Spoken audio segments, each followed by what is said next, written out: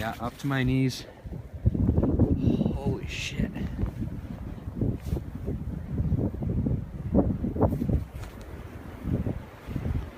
Yeah, see, that's this is a 2-foot tall snowblower attachment right here.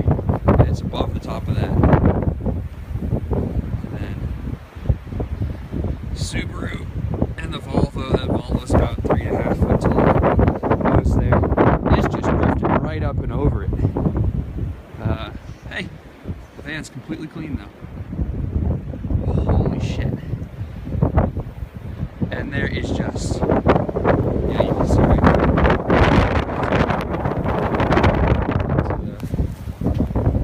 Back there, and then just trudging right through the fucking snowdrift right now. Just into the fucking deep snow. Holy hell. This is insane, oh my god. Worse it's been in a few years, man.